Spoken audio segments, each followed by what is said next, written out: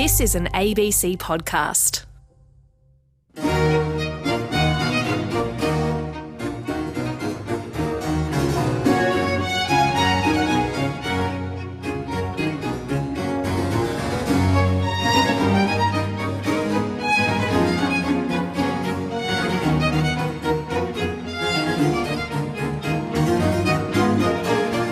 Good night, beloved listeners. Our political perp walk this evening involves the redoubtable Ian Dunt and the splendid Scott Ludlam. When Scott was evicted from the Senate in 2017, I took it as something of a personal affront, seeing that we agreed on just about everything, most emphatically on climate change, and my friend stuck in that awful prison in the UK. Anyway, he's coming on the program to talk about his book Full Circle: A Search for the World That Comes Next. But first, I cannot resist reading you this beautiful little tweet which just came in from an unknown Twitter person. Quote, "I was applying for Australian citizenship. The interviewer asked, 'Do you have a criminal record?' I said, 'No. Is that still required?'"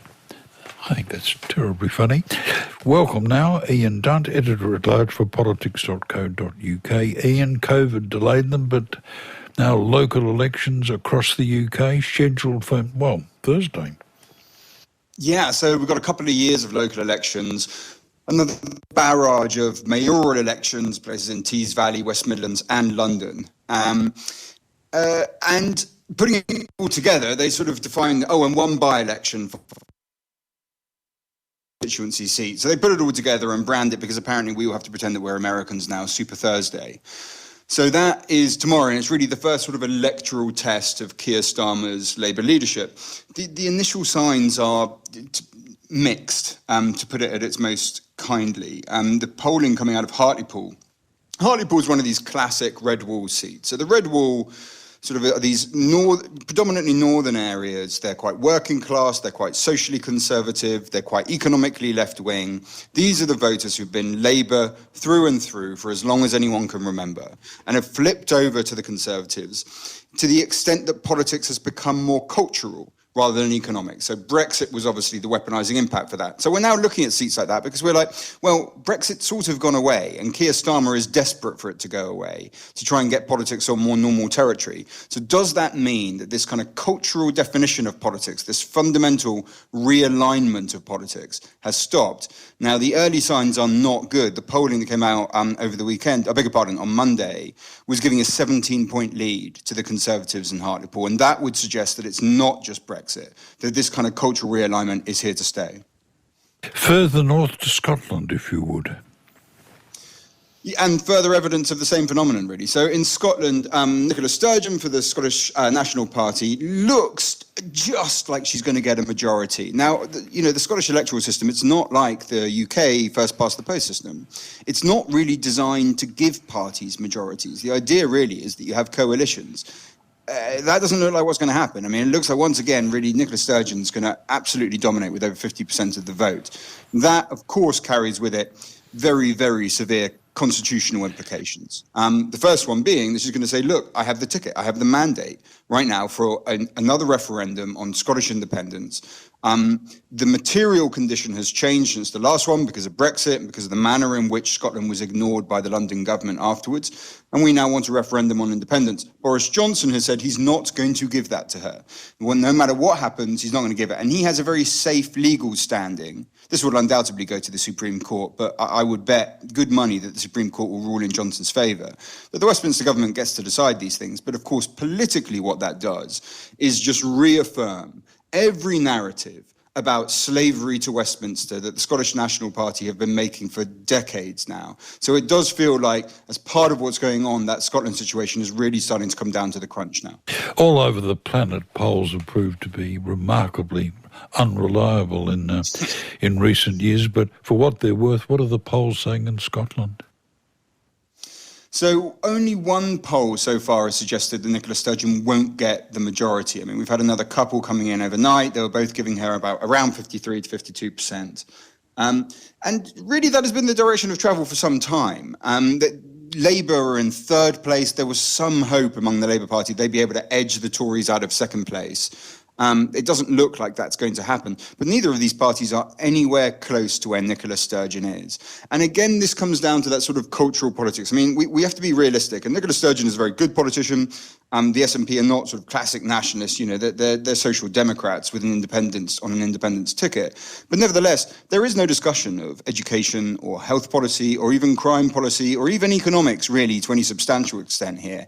It is fundamentally a question of identity. And the shift that seems to have happened is that lots of Remain voting, no voting voters in Scotland, so people who voted no to independence and who wanted to remain in the EU in the vote that came a couple of years afterwards, are now shifting towards the yes camp. They're so fed up with the Brexit debate that they're like, well, Scotland might as well go for it on its own. And that seems to be helping Nicola Sturgeon for the time being, but we'll have to see what the result is in a couple of days. How does COVID play in?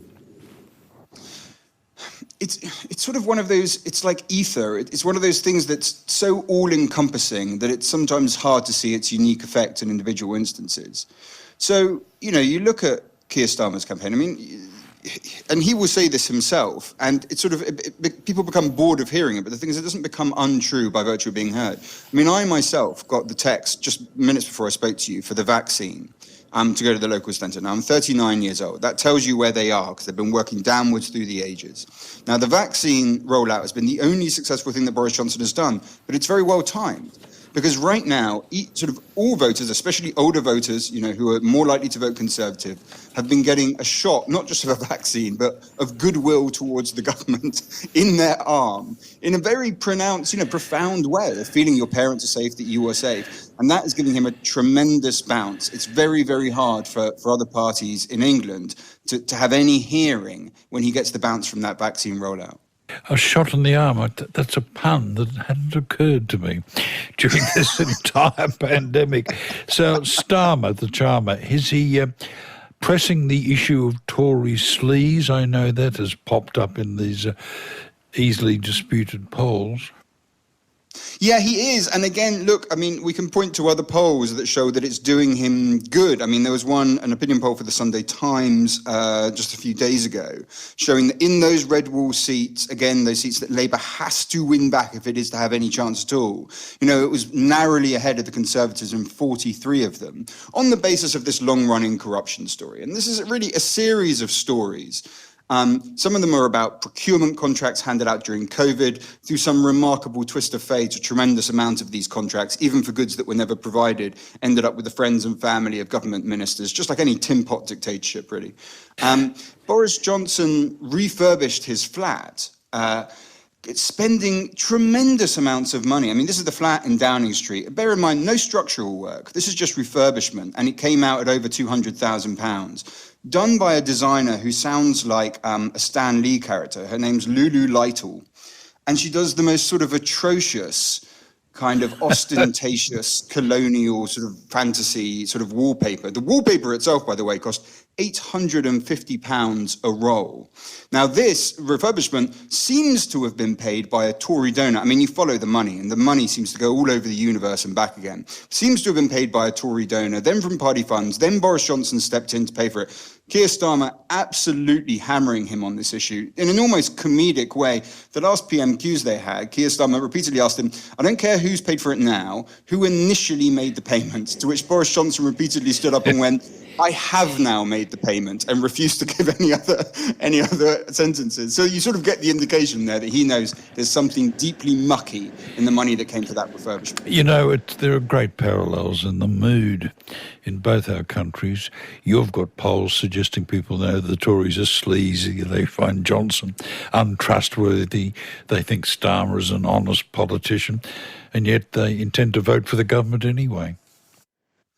Yeah. And I have to say, I mean, as a political journalist, you do try to not become sort of emotionally despairing, or else, there's no end to that process. But it strikes me as much worse than if people fooled themselves into thinking that Johnson wasn't corrupt. At least then you could feel that there was an intact sense of what the nation should be and the kind of people that we should elect to lead it. Instead, what is happening is exactly as you just described. Over and over again, people say Boris Johnson is corrupt. They believe it. They think he's sleazy. They think he's self-interested. And they do think Starmer have very, very high ratings on honesty and integrity. And then they say, well, I'm going to vote for the Conservatives anyway. There is a kind of remarkable alchemy to the Boris Johnson sort of image, which is based around the British love of irony and of sarcasm and of never quite saying what it is that you really mean. And by adopting this persona that he has, it is a persona. I mean, the entirety of what he is a persona. His real name is Al. I mean, he's essentially a stand-up comedian, not unlike Trump in that way. And by doing it, he sort of proceeds with this shield of irony, a sort of like, don't you get the joke? And by virtue of that, people don't expect him to be honest. In fact, they feel like they're in on the joke of him getting away with it. And then we end up with these sort of catastrophic poll results that suggest that we are quite consciously putting dishonourable people in charge of the country. Revenge, a dish best served cold, and enter Dominic Cummings, former special advisor to the PM, who's had this particular meal in the deep freeze for some time. Yes, indeed. One gets the sense that if he does have a supervillain layer, which undoubtedly he does, it is, like Mr. Freezes and covered in ice everywhere. This is the man who helped Boris Johnson deliver Brexit. I mean, a very sort of aggressive, very vitriolic figure. Conducted the Brexit campaign, did it predominantly not just on the sense of misleading the public, but on a much deeper sense of trying to make it so that empirical truth, so objective truth, was simply an irrelevant concept. So you could say anything, really, because it didn't really matter what was true. What really mattered was your tribal identity, and those sort of metropolitan elitists in the South and in London, all wanted to bring in lots of immigrants and diversity, and now we needed to get back real Britain. That was the core of that. Now, Boris Johnson brought Cummings with him into Downing Street, at which point, with Brexit done, they fell into a sort of rather predictable fiefdom briefing war against one another, where they just shot off, they developed various allies, the details of which I won't bore you with, and just fired off attacks at one another through the press, until eventually Cummings resigned. Now he seems to have come back, providing lots of these stories to the press. I mean, you see his fingerprints on that flat refurbishment story. You see his fingerprints on this extraordinary story of the Crown Prince of Saudi Arabia trying to get Boris Johnson involved in helping him buy a Premier League football club, something which Boris Johnson does seem to have done to some extent. Over and over, and especially on lockdowns, on being late on lockdowns over and over, and then most crushingly, of having said before the second lockdown, of Boris Johnson having said, let the bodies pile high in their thousands rather than have another lockdown. Now that quote, a shocking quote, has now been stood up. We don't have a recording of it, but it's now been stood up independently by several sources. So even the BBC, which is incredibly cautious when it comes to this sort of thing, is now reporting it as true, despite explicit denials from Downing Street. So Dominic Cummings at this point gunning very, very hard for the Prime Minister. It is a sort of war of the liars. And the only real sort of, victim in the whole thing, apart from the country's reputation, is, of course, the notion of objective truth. Fishing. Let's talk about fishing. I know you love it. Yes, I do. The fish has played a fascinating role in the Brexit story because they were one of the communities that was really weaponized for why Brexit needed to happen. They said they'd had a terrible deal in Europe, and actually that was true, that they got very poor quotas.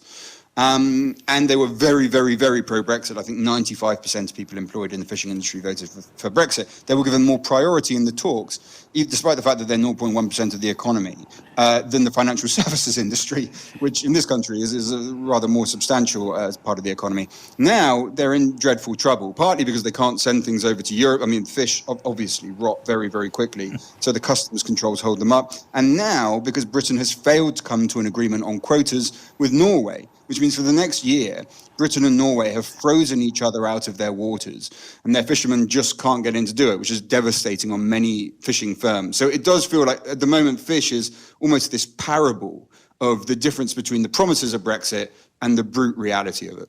In 2010, Gordon Brown lost an election to David Cameron. Let us compare and contrast what these two former PMs have been up to lately, Ian.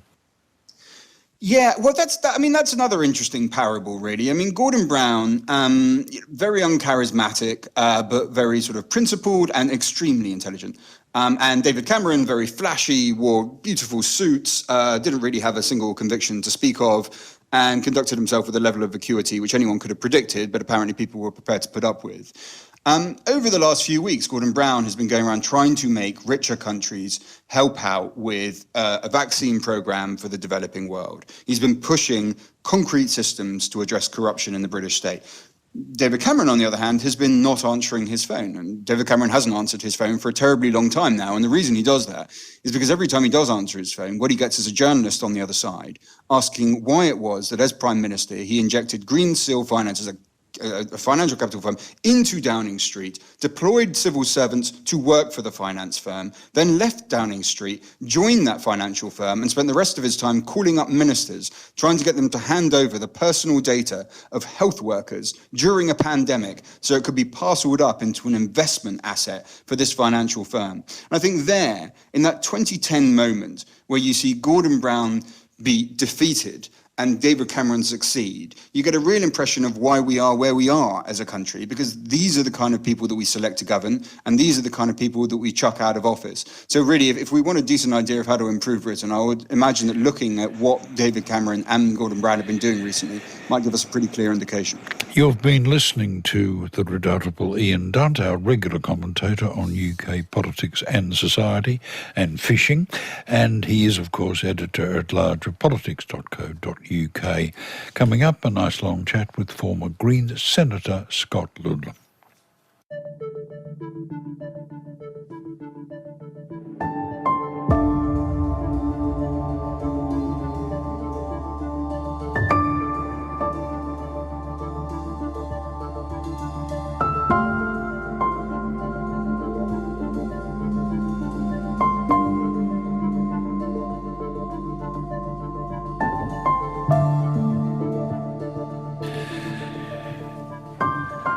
As I said at the beginning of the program, I took the Scott Ludlam's removal from the Senate in 2017 as a personal affront, because we're pretty much on the same page on almost every issue you can imagine. But I'm pleased to say he hasn't been wasting his time. But what he's been doing is giving a lot of thought to, and I quote, what comes next. Not so much for himself, but rather for a world shaken by climate change and where many of the most vulnerable and disadvantaged are driven to the brink and over the brink by, greed and vested interest. Drawing on his travels, Scott meets activists and community leaders at the vanguard of resistance, hears their stories, and observes a new ecological politics forming. And he's captured it all in his new book, Full Circle, a search for the world that comes next, and it's published by Black Ink. Scott, lovely to see you. You've been on a couple of times. In December 2020, you were part of a panel discussion on Julian Assange, on WikiLeaks and its influence in journalism. And in February 2020, we were talking about US bases in Australia. Are they worth it? Are they? Well, it depends what your views are on drone assassinations, nuclear weapons, and indiscriminate mass surveillance. If you're behind all those things, then you'd probably be pro-bases. Let's start back in 2017. 1 minute you're a senator, then the next you're deemed to be ineligible.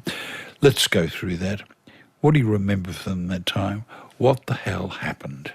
Okay, we're going there. We're going there straight away.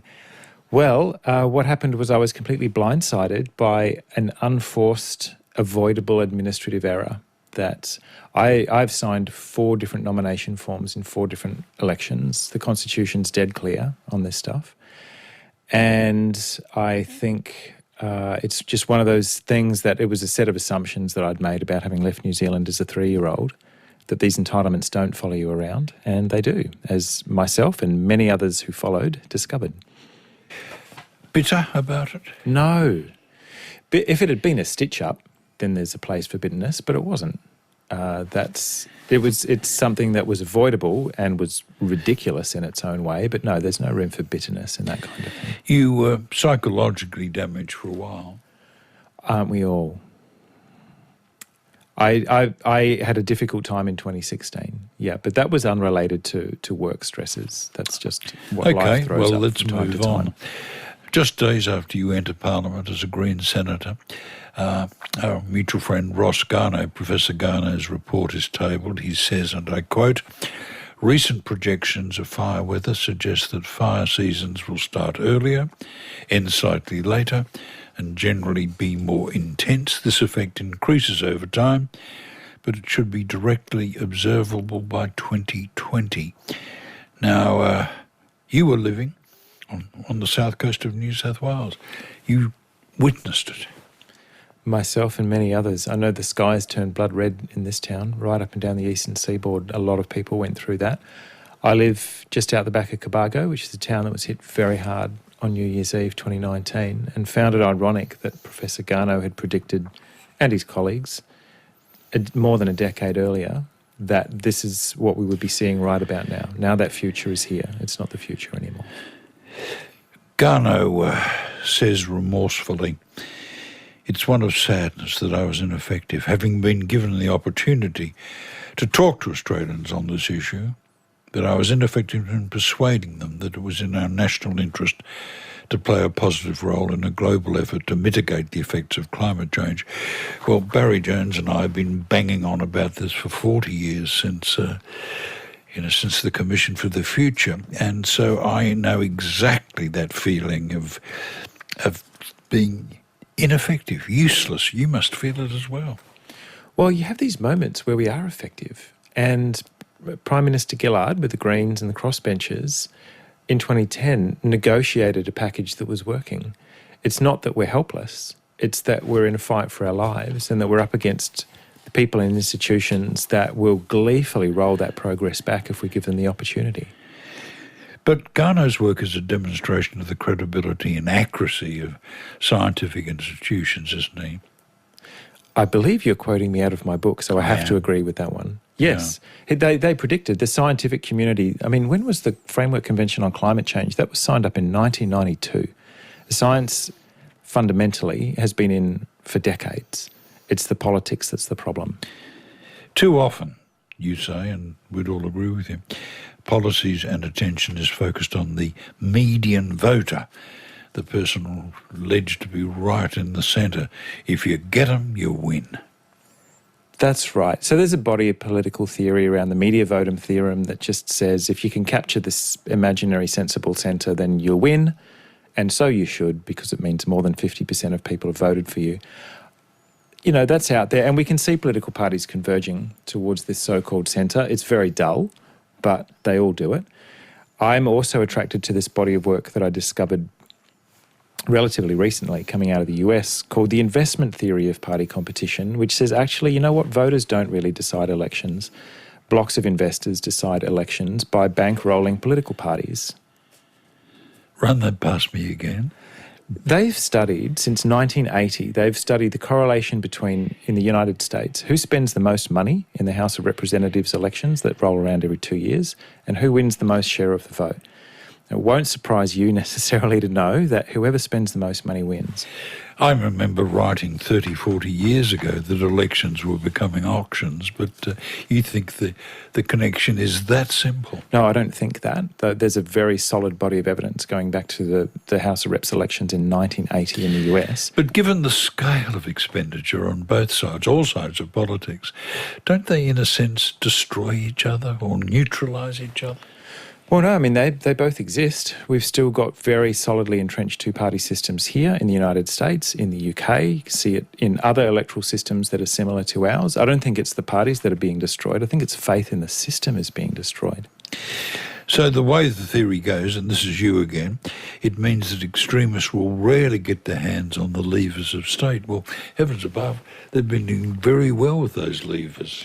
Well, you've got, I think, in our political culture, a very steady and systematic drift to the right over a period of 30 years, and that is being driven by this investment theory, that the right wing and its enmeshment with investor blocks, and in Australia it's principally the resources sector, drives your politics to the right, and they're very adept and comfortable at using division. Division and attacking people, punching down very hard. I guess Clive Palmer is a spectacular example here of this. He's an example, but he's also an outlier because he in quite an unorthodox fashion, he uses money instead of policy to provide his megaphone. The only policies that he is advancing are those that he thinks people want to hear and those that advance his commercial interests. It's deeply damaging to our political culture. How do we tackle it? I remember all those years ago when it just filled me with anxiety because I could just see this election auction juggernaut getting more and more powerful. Aren't there ways of getting rid of it? Aren't there ways of paying directly for elections without investment? There are, because I come from a political movement that's been active in Australia since the mid-1980s in the Greens, and there are independents that get elected. There are people who do manage to swim upstream, and we substitute money for love. We run enormous volunteer efforts that if you converted it to a dollar figure, what it costs to run a massive door-knocking campaign, it's worth a lot of money. We don't have that money because we're not accepting money from the resources sector. But you campaign on love instead of money, and it is possible to win. So when you say, well, what should we do about it? The first thing is not give up. Makes me want to work harder at this stuff. Before we leave your time in Parliament, let's look back at what you think were some of your achievements. You did some good stuff while you were there. I appreciate that. I feel like we did, and principally in that if you're using the place as it's meant to be used, we're there to open the door up to all these incredible people doing all this remarkable work. We helped stop a radioactive waste dump getting imposed on these incredible old ladies in the Barkly up around Tennant Creek.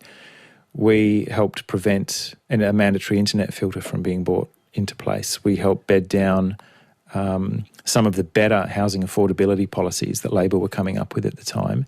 And we, there are also, you have your losses, but we also help bed down those climate policies, some of which are still working. You also worked on the internet as an issue. I did work on the internet as an issue. We worked very combatively against Stephen Conroy on things like the internet filter and the Attorney General's Department on data retention. We worked productively with some of the same people trying to get a publicly owned national broadband network into place. So it's a complicated business, and I loved every minute of it. You're going to go back into it? No, why would I do that? Why would I do that? I think it's good that none of us spend too long in there. It's difficult work and it wears you down, and it's good to bring fresh energy into that place when you can. So I kind of took that tap on the shoulder in 2017 probably as intended, and Jordan's doing a wonderful job. There's fresh energy coming into the party and into the parliament, and we need that. Ellie Nell on Radio National. My guest is former Deputy Leader of the Greens, Scott Ludlam, and I'm holding up his new book, A Full Circle, A Search for the World That Comes Next. It's your first book. It's the story of what you've been doing, the people you've met, the ideas that are resonating with you over the last 5 years or so. So give us an overview of the ground you cover and the themes you address. So there's 5 themes here, which I've attempted to kind of braid together, and I'll leave it up to you and readers to decide whether it works. The first theme is really a geohistory, so it's a love letter to the planet. We're messing with something as deep and old as the climate. We need to understand that in its context. The context is billions of years old. We're messing with something enormous. So I wanted to write that and thread that through as a geohistory. The second thread really is this idea around the coins of the Anthropocene. So an economy that doubles in its impact every 25 years, where's that taking us? What's that doing to us as human beings? The coins of the Anthropocene. Now, slow down. Talk to that again. Well, the Anthropocene is a concept that came out of... we know the concept. But we know the concept. What are the coins of it? Well, what is this economy that is forcing itself to double in scope and impact and intensity every 25 years? And it's driven in part, not entirely, by the financialisation, by a monetary system where money is created as interest-bearing debt and its only real job is to double itself. And how is that dragging the rest of the economy along behind it, doing enormous harm as it goes? And you point out that it's not just churning and burning through coal and iron ore and plastic, but people. It burns up and discards people I live regionally now, so I don't get a hit as sharply as everybody else does. There are a lot of homeless people in this town, Philip. There are a lot of people sleeping in doorways because they've just fallen through the cracks. It's the same in Perth, but it's bad here. I Why do we allow that like to this. carry It's on? an aphorism you've written. They call us consumers, but we're also being consumed. When this economy doesn't need us anymore, it leaves us to die on the streets, and that's not how things should be. The third strand. The third strand is what have people done to confront this? And that's the story of hope. But we know that there's an art to science, to social movements, and I've seen it at close range, how people organise to defend country and to defend culture and people and places. But is there a science to social movements? And I've wondered that for a long time. And I feel as though there are studies there around how social collisions have operated, how they propagate, how waves happen in strikes and in civil society uprisings. Okay, we concede that there's an art to social movement, but is there really a science? Maybe. I think there is. There's the edges of one. There are people who've, within disciplines of systems theory and sociology, have been studying this for years, and there are patterns that emerge, and I think they're patterns that we can learn from. I remember many, many years ago Barry Jones complaining that there was a glass ceiling when it came to intellectuals in politics, and we found it very hard to cite more than half a dozen, and none of them with the possible, well, perhaps there was a couple that made it to the top, but it's a lonely thing to be an intellectual in politics, surely. Well, I'm not in politics. I'm an unemployed writer, so I think I'm resisting both of those characterisations at the moment.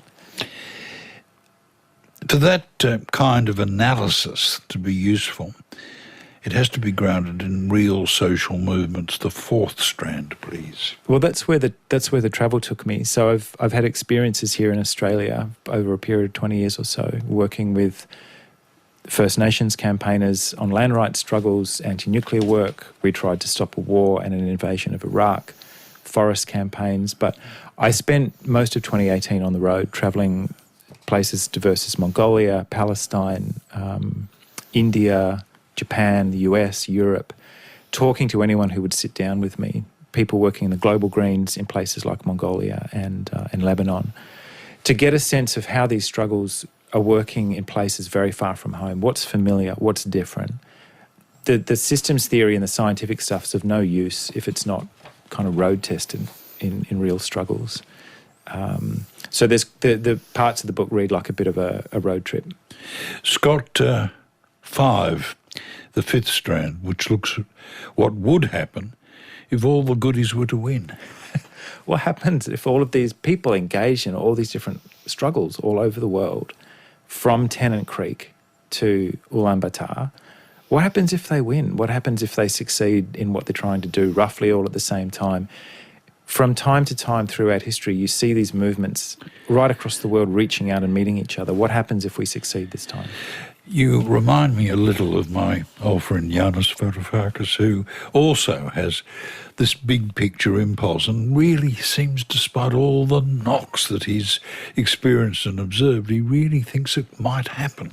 He's brilliant. Well, because contemplating what happens if it doesn't take off is bleak, takes you to some bleak places. But he's one of my favourite writers, and he's spent time deeply inside the machine. He saw what they did to Greece, and I think he's playing a very positive role in Europe and more broadly. So you've spent considerable time in your adult life taking part in protests and demos, and as a lawmaker defying authority. But you had early experiences where, for the first time, you observed the clear felling of a forest, and that had a lot of impact on you. Well, I came up through anti-nuclear campaigning, and at the time that was happening in the late 1990s, we were learning tons from people working in the forests, and they'd been down there for 30 years in the southwest. They're still there. There's enormous damage being done in native forests in the southwest of WA, as there are in Tassie and up the east coast. But it was the first time I think it had come off the page. I'd been studying this stuff in books. But I don't know if you've ever done this, if you've ever stood in a working clearfell watching trees that are 500 years old come down, that we'll never see anything like that again. It tears you up a little bit. And for me, it was the first time it's like, this is no longer academic. And as you point out, we get some of that felled timber back in a few months' time, and I quote as plastic-wrapped toilet rolls and blocks of perfectly white copy paper. We're exporting pulp. We're exporting wood chips as one of the lowest value commodities you can export. This is happening right now in native forests right around this country, and we get it back as paper. For earth scientists, the Anthropocene is a sedimentary event layer. Talk about it. It's a concept that's come out of it's a geological conversation that got political straight away. It's that our species now is making changes to the biosphere and to geology that will be resonant for as long as this planet exists. We'll be able to see what we're doing right now. What are the politics of that? When is this event meant to have begun, and what are we meant to do about it? I remember when ice cores were being taken in the Antarctic, and here were these long, lovely fluorescent tubes of ice, and you could see when the Romans began to smelt metal. Yeah. You could see human history. Yeah. All permanently sort of frozen. Well, we assumed it was permanently frozen. Nothing's permanent. You can see the signature, you can see a methane signature of Chinese rice cultivation 5,000 years ago in these ice cores. So that the process of that kind of acceleration, but particularly post the Second World War, which is the branch of the theory that I guess resonates with me. Post-Second World War, it becomes systematic, it becomes planetary, and that's when they're proposing this new geological era is meant to have begun. Well, as you point out, in the late 1800s, the signal is unambiguous. That's coal. So that's coal burning that's moving out across the British Midlands, across North America and through the industrialised world, where before long it's emitting carbon gases faster than the planet can draw them back down again. That's the crisis we're in the thick of at the moment. What about radioactivity? Well, that was what got me involved in social movements initially, was the Jabiluka uranium mine, which I thought was about radioactivity, or it was about capitalism, or it was about nuclear power or whatever. It was a land rights struggle. That's straight up a question of sovereignty, whether that community in Kakadu gets to choose what happens on their land or not. And that's really stuck with me. Radioactive isotopes, plutonium, falling downwind of nuclear weapon detonations in the 50s and the 60s. It's so delightful hearing this in your voice. This stuff has been in my head for 3 years, so kind of hearing you reading it is kind of great. What was the question? Oh, no, I'm just musing on it. Kurt Vonnegut was a memorable guest on the program a long time ago. Scott. Goodness me, the company we keep. Yeah, company we keep indeed. And there's a Vonnegut quote you've included. "Dear future generations, please accept our apologies. We were rolling drunk on petroleum." On petroleum. And we still are, except the extinction of the internal combustion engines just down the road, isn't it? Like this... We've been putting up with this for decades, the distortions it's imposed on our cities, the people these things have killed, the air pollution, the geopolitics, and now it's coming to an end. I don't quite get why... No, I don't get anything much about the current government, but I don't quite get why they're so unenthusiastic about this alternative method of powering cars. I think they're walking back the bizarre electric car attack that they ran during the last campaign, where they said it was going to steal your weekend. But I think with these people, because they're so utterly shallow and devoid of any kind of moral character, you just have to follow the money. You know, the electric car industry, it's not a big lobby. It's not a powerful voice in our politics, and the oil and gas industry is. I'm not sure it's more complicated than that. The industrial growth economy, many economists see the doubling of it each generation as not simply a good thing, but a necessary thing. Yes, that's right. 3% annually compounding every year. But not just GDP, which measures money, but all forms of economic activity, no matter how destructive. That's what we have to work out how to unpick. Well, in your New Testament, which I'm holding in my hand, please never call it that again. Full circle. You don't accept this, and that's the big problem, isn't it, that you're exploring? Well, not just me. There's a huge body of scholarship around now on degrowth and alternatives to growth economics. Donut economics made a really big impression on me by Kate Rayworth. She just said, let's just set this aside. GDP is one indicator on the dashboard. Let's not pretend it's the only one. There are other indicators that we need to follow. We were doing programs on this 20, 30 years ago, and it just seemed such a lovely idea that it would catch on overnight. It's taking a long time. Some of these things are slow. Some of these things are going to catch on whether we like it or not. Talking of slow, let's take a drive down a suburban street, the sort of place you grew up in, lined with modern houses, their contents representing the pinnacle of civilization. On one level amazing, but you point out the level of waste and overconsumption is grotesque. It is, and not a single resident of that street wants to be complicit in a mass extinction. None of us are trying to do this. Nobody wants this. These are the systems that we've provisioned, and they can be changed collectively. But it's difficult. You know, I'm here sorting my yogurt containers into different coloured bins and, you know, doing my best while the whole eastern seaboard's on fire. 2018, and you decide to travel the world. Your itinerary doesn't take the typical tourist spots. You go to Lebanon. What were you doing there? I was working with the Greens Party there. They were in the run-up to an election trying to work out the electoral system in Lebanon is deeply corrupt, but they figured they had a bit of a shot. So I travelled there to do some training work. As you would expect, they taught me, I suspect, a lot more than I taught them. But it just gave me a glimpse into how an insurgent political party would try and get a foothold in Lebanon, and it's a fascinating place. I adored it. Okay, let's move on to what next. Give me the shopping list. Give me our marching orders. Give us instructions. There's not a single marching order or instruction in the book, and I hope that's not a disappointment. I think the time for people who look and sound like me to be writing... Alan Jones has got plenty. I didn't get invited onto his show. I'm disappointed. I'm not. But no, this is not a manifesto. There's no 10-point plan here. I think what we've principally got to do is radically expand our ideas of what democracy is and what democratic practice is. Do not wait for 3 years to stick a piece of paper in a box, because the guys who are in there are not in there with our best interests at heart. We've got allies, we've got friends, but they don't have the numbers. So we have to be very deeply politically engaged before the election rolls around. One of the great things about the book is it takes us all over the place and we meet all sorts of improbable and wonderful people.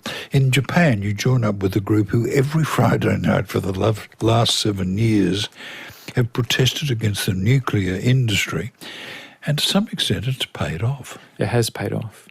So all of Japan's reactors were shut down after 3/11, after Fukushima in 2011, and there's this enormous, very powerful civil society movement that showed up in numbers every Friday night out the front of the parliament. There's only 9 reactors operating now out of 54. That's crashed the world uranium price. That's made life easier for First Nations community here trying to stop mines. These things have consequences. And it's meant the renewable energy industry in Japan has got this enormous head start. So they're winning, but it's slow and difficult work. Give me some more good news. There's good news everywhere you look, not just on a technology sense, but in terms of social movements. One of the things that gives me good heart as an example of a movement cascade is you can be a teenager with a cardboard placard sitting out front of Parliament House, and in 2 years' time there will be 7 million children on strike. You're looking at Greta Thunberg. As one example. Yeah. One very legible example of a movement cascade. Extinction Rebellion's another one. Me Too is another one. Black Lives Matter is another one.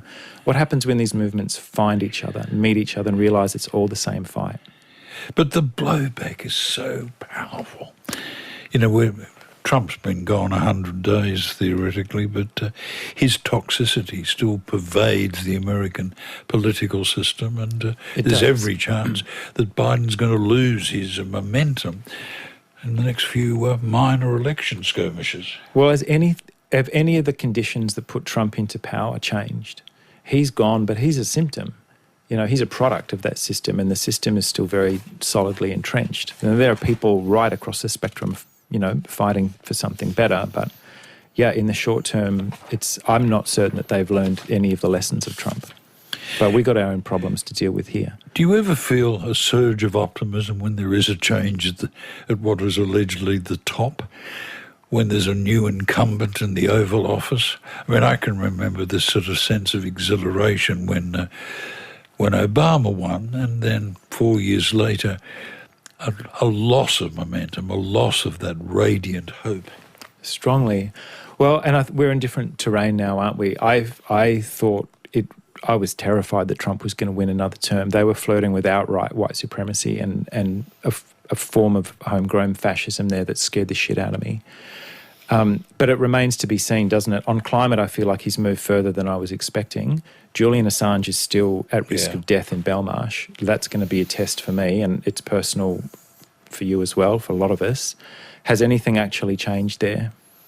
Are they as good as their words? His new Attorney General seems like a decent guy compared with Bill Barr. Julian Assange has got to come out before I'll feel like anything significant's changed. Keating said if you change the Prime Minister, you change the country. Does that happen here? Well, not as long as the gas industry is writing checks to both. You know, if this comes back to this investment theory of party competition, if the key industry blocks control a working majority, no matter who wins government, then you can change the Prime Minister all you like. And there will be changes at the margins, and some of them will matter, but the same people are still going to be running the show. That's what we've got to crack. I want some more good news. Let's go back to the book and see what else is happening thither and yon. The last section of the book, the fifth strand, The World That Comes Next, What Happens If We Win, that's where, without inventing any kind of Star Trek technology or imagining up anything that's not happening yet, we look at how tantalisingly close we are. You know, social movements have done very powerful things. It's the reason that you and I have the freedom to have this conversation tonight without physical risk to ourselves. People fought for that, and we shouldn't take it for granted. We should just look at where those next wins come from. And they're all around us. There's a lot of powerful stuff happening. I'm surprised that you're so devoid of cynicism. You're angry, but you're not cynical. Oh, anger can be a very good motivator. Cynicism, I find, can be a little bit toxic. There is a place for it, I guess, isn't there? But it's not a very good motivator. So you press on. Boats against the current, borne ceaselessly back, well, in your case, to a future. Well, there are a lot of boats out there. We're not by ourselves doing this work. Well, once again, show me a boat. Tell me another good news story. Another good news story. Let's see. Bengal, there you go. I'll give you a hint. Well, yeah, but also I did promise that I'm not completely across current events. But yes, like in the midst of the horror show that they are in, they've repudiated the BJP in West Bengal. Those wins come at a cost, but there's plenty of hope. God, the Indian social movements and people that I work with in various domains, they are staunch and fierce, and we could learn a great deal from them. Isn't it interesting, or I hope it's significant, that the most dreadful populist regimes are the ones that have been most catastrophically ineffective dealing with COVID? Well, they're not, in the post-truth strongman regimes, most of them run by men, are the ones that have dealt the worst with the reality of a pandemic, because you can't bullshit a virus. Bolsonaro, Modi, Trump. And we dodged a bullet here. I'm strongly of the belief that it had been left up to the federal government, they would have... Yeah, Morrison was preaching 12 months ago almost to the day to just let the damn thing rip. If we hadn't had state governments listening more or less to public health professionals, we'd be in a world of hurt right now, I believe. South Africa, you come across the term captured state. Just remind me what that means. Well, that's this place that's more systematic than corruption, but less locked down than oligarchy. In South Africa, they called it state capture. This is the post-apartheid capture of the South African economy by a tiny handful of families. Here, it's not a family thing so much. Here, it's an industry body. It's the resources sector that command a majority in Parliament no matter which of the major party wins. They write checks to both, and they control a big slab of the media. They work in concert with lobbyists, with communications, with the researchers. And it doesn't mean we abandon politics. I think it means we fight harder, and we fight harder to elect people who aren't taking those checks. I remember 10 or more years ago, Flannery would come on the program, and at the time he was, through clenched teeth perhaps, but he was arguing that in some cases authoritarian societies might be better equipped to deal with the issues you're describing. Yeah, certainly with climate. I don't buy it. I very strongly don't buy it, because even if they are going after your target issue, they will roll right over the top of people to do so. If you look at one of the demands of Extinction Rebellion, for example, which is this very powerful movement that arose seemingly from nowhere, they propose a radical expansion of democracy. I think the last thing we want at the moment are authoritarians closing borders and putting people in camps to deal with climate change. It's not the path we need to go down. Black Lives Matter, Extinction Rebellion, Greta Thunberg, protest movements can, as you say, suddenly cascade, and we should take great hope from that. They propagate along some of the same mathematics as earthquakes, forest fires and pandemics. What do you mean by that? I know you make this argument that there are parallels from the natural world in earthquakes. Yeah, there are. The way earthquakes propagate, or the mathematics of frequency and intensity, how often is there a big earthquake compared to how often there are swarms of little earthquakes? It's the same maths as the way that strike waves bounce across places. You know, waves of industrial action in the US or in France, and it's the same as social movements, and it's the same as epidemics. And I felt that we should dig into that and see what that tells us. Another of your aphorisms: this government will tolerate dissent only while it remains ineffective. So I didn't come up with that. That's John Gorton talking to anti-apartheid campaigners in the 70s. But it's so elegant. Yeah. You can march around in a circle if you want. You can hold up a placard if you want. The point where it becomes effective and annoying, we will send the cops in to beat the hell out of you. What might a post-capitalist world look like? There's only got a minute to tell me. Medicare and affordable housing and a 3-day weekend and not being slaves to debt. It looks like a publicly funded education, health and housing system. It's not this exotic thing. It's stuff that actually in this country, through the union movement and through social organising, with some familiarity with. Let's finish that project.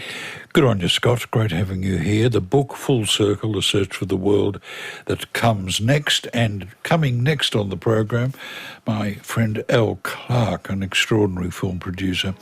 His life and time stretching from being in the epicentre of London's music scene to making films like Priscilla, Queen of the Desert.